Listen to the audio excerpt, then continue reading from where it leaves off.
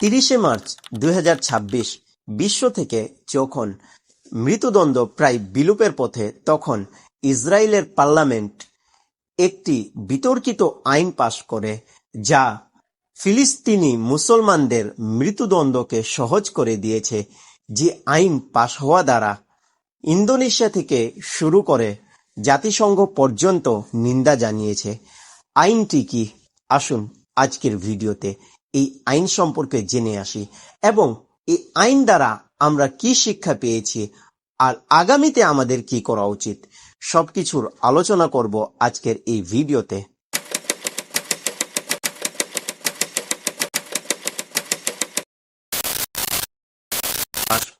আসসালামু আলাইকুম ওয়া রাহমাতুল্লাহ।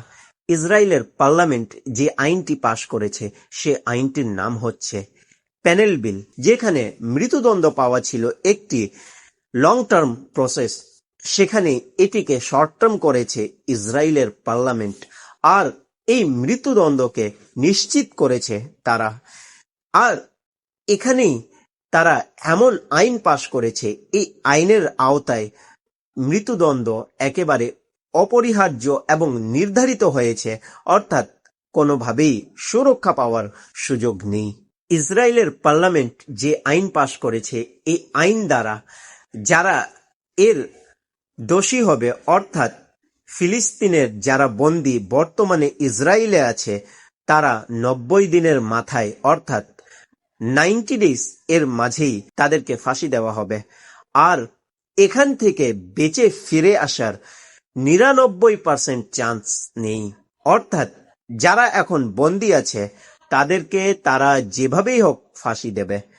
আর এটি হচ্ছে তাদের বর্বরতা। ইসরায়েল শুধু এখানে থেমে যায়নি, যে আইন পাশ করেছে সে আইনের আওতায় যারা আছে তারা কোনোভাবে কোর্টে আপিল করার সুযোগ পাবে না, তারা কোনোভাবে প্রসিকিউটর পাবে না, অর্থাৎ তাদের পক্ষ থেকে একজন উকিল যে কথা রাখবে কোর্টে, সেই সুযোগ পর্যন্ত সেই বন্দীদের উপর নেই।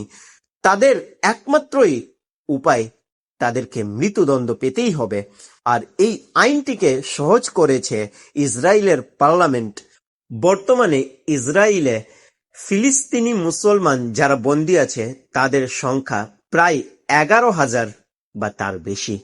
এটি রিপোর্টে যা আমাদের কাছে শো করা হয়, অথচ এর চেয়ে অধিক সংখ্যক হতে পারে জেলের ভিতর। আর এখানে 3 ভাগের 1 ভাগ এমন আছে যাদেরকে কখনোই কোর্টে পেশ করা হয়নি, হাজির করা হয়নি, তা সত্ত্বেও তাদেরকে এখন মৃত্যুদণ্ড দেওয়া হবে। এই আইন পাশ হওয়ার পর থেকে ইন্দোনেশিয়া থেকে শুরু করে বিশ্বের বড় বড় রাষ্ট্র পর্যন্ত এর নিন্দা জানিয়েছে, জাতিসংঘ পর্যন্ত এর নিন্দা করেছে। তা সত্ত্বেও ইসরায়েলের কিছুই আসে যায় না। আর এরপরও মুসলমান সব কান্ট্রি এখনো চুপ করে বসে আছে। আমরা মুসলিম হয়ে এখনো চুপ করে বসে আছি, অথচ যারা মুসলিম না, নন মুসলিম কান্ট্রিগুলো, তারা এর বিরোধিতা করে যাচ্ছে, জাতিসংঘ এর বিরোধিতা করে যাচ্ছে। আর আমরা এবং আমাদের বিশ্বের বড় বড় রাজা বাদশাহ, বড় বড় দেশগুলো এখনো চুপ করে বসে আছে। এই আইন পাশ হওয়ার পর ইসরায়েলের জাতীয় নিরাপত্তা মন্ত্রী শ্যাম্পেন খুলে উদযাপন করেছে, অর্থাৎ সে এই বিষয়টিকে খুব মজা সহকারে দেখেছে। এখন পর্যন্ত আমাদের বাংলাদেশি যারা নাস্তিক আছে তারা ইসলামকে বর্বর ইসলাম বলে থাকে, বর্বরতা, ইসলাম নাকি বর্বরতা করে, এই বিষয়টি তারা খুব সহজে বলে দলিল ছাড়া। তারা শুধুমাত্র মুসলমানদের উপর, ইসলামের উপর এক একটি অপবাদ লাগিয়ে থাকে, অথচ এখন বর্বরতার সীমা অতিক্রম করেছে, বর্বরতার চূড়া পার করেই দিয়েছে ইসরায়েল।